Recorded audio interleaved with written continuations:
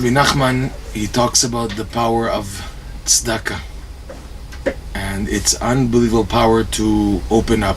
He explains, there's the verse where we learn about the mitzvah to give to the poor. The wording of the Torah is patoach tiftach et yadecha. Open, you should open your hand. And there's a redundancy here. Patoach tiftach. Open, you shall open. So Rashi brings down the Gemara, this regular explanation, which is known, that even if you have to open your hand hundreds of times, the poor man, he comes back again the next day, keep on giving. And don't say, I gave him already, that's enough. Because Hashem says, you go to sleep every night, you bring up your soul to me every night, and I bring it back to you every day. How much you owe me, and yet I give to you a free living, a free chance again, undeserved to come back. So you too also learn to give for the person who is undeserving. Break that feeling of achzariyut. So Rabbi Nachman though goes a step further, and he says like this. He said, anything that a person tries to do to come close to Hashem, to serve Hashem, must be encountered with great difficulty. Not just regular difficulty, but great difficulty, in line with what the rabbis teach. Kol atchalot kashot, all beginnings are hard.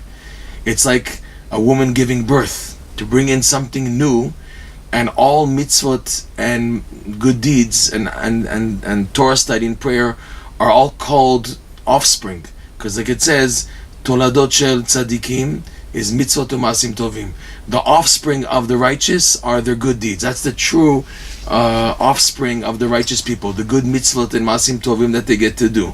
So if that's the case, we go on in the comparison, and just like in giving birth, there's birth pangs, the woman is mamash platzing out of pain with the contractions and to give birth, so too in doing any mitzvah, and it's understood it has to come with great difficulty. Not to think, oh, it's fun, it's easy to be Jewish and to serve Hashem and to daven and to learn.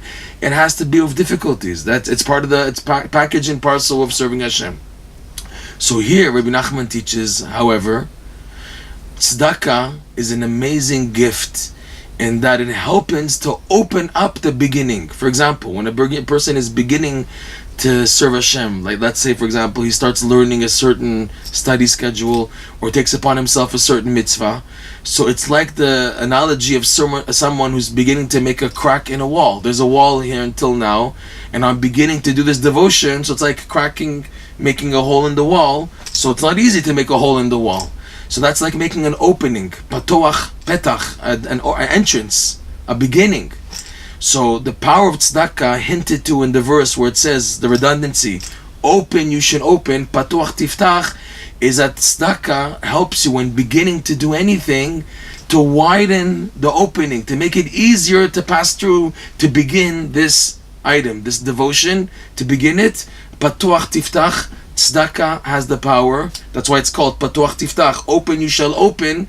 And this verse is said in regards to giving charity. It shows us, Rabbi Nachman teaches, the power of tzedakah, that when beginning anything, give with it tzedakah, because that tzedakah will help to open. However, he says that in tzedakah itself, there's the beginning, because the average person, and even people who are nedivei lev, people who are very charitable and giving, there's always the beginning of also giving tzedakah, the beginning of the beginning. And in that sense also, charity is called patuach tiftach, the beginning of all other beginnings, and charity itself also has its beginning. And that beginning is something which is very tricky. What is the beginning of charity? Is that anyone who begins once giving the giving mode of charity, initially what's called achzariyut, the cruelty that's within a person by nature, has to be broken. That cruelty is a very difficult test. And why is it difficult? One of the reasons is because the Torah gives room for you to justify why not to give. For example, if you believe that the giver is someone who's unworthy, and you have reasons to believe that he's unworthy, so you can, technically, according to Torah law, not give. Because when the person is worthy and you don't give, there is a type of punishment. If you are obligated to give, you're able to give, and because you're able to give, you have an obligation, a mitzvah to give, and you don't, and it's a worthy person, you're punished for not giving.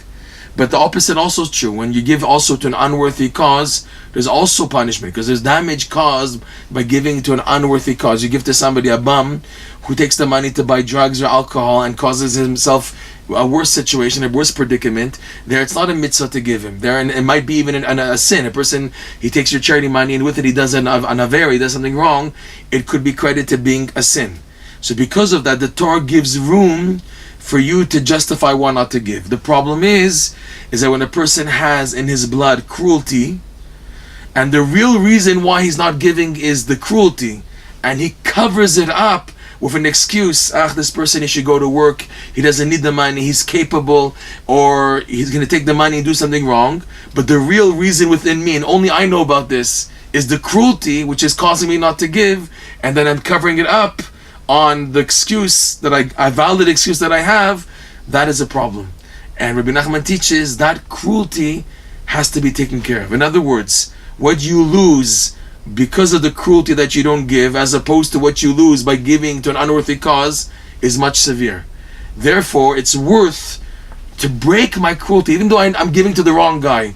But I'm working on the cruelty. That's what I'm concerned about. I'm not concerned about whether he's worthy or not. I'm more concerned right now of this thing within me, which is this cruelty, this achzariyut. I want it out of me. I want to break it, and I want to get in a charity mode that is more precious, and that is much more potentially good in the long run, and beginning the whole process of giving.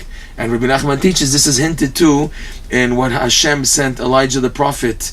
When Elijah the prophet was running away from the king Achav who wanted to kill him, so he fled in the desert, and Hashem sent ravens, orvim, to bring fresh cooked meat to Elijah the prophet.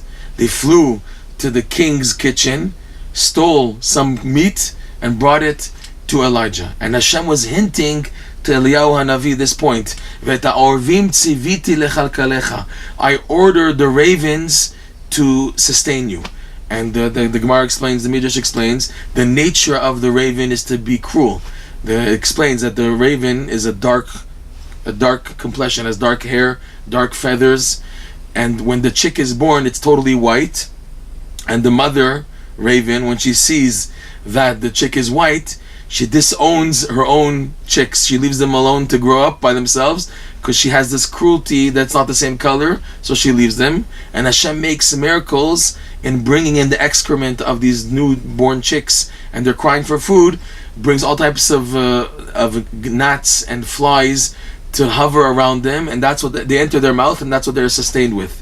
So the cruelty of the ravens was broken in the case of Eliyahu Navi, and Hashem was teaching Eliyahu Navi this idea that cruelty has to be broken in order to give charity.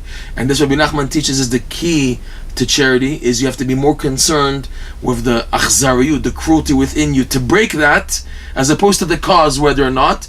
And you have to be really honest with yourself. Why am I not giving? Is it because it's not a worthy cause? Because I don't have the compassion to put my hand in my pocket and to write out a check, or to give a credit card or whatever, and to do that. So a person has to be really honest, and know that this cruelty has to be broken in order to really activate the power of charity, to open up all the other doors, the beginning of the charity, and at every stage, it's to break that cruelty.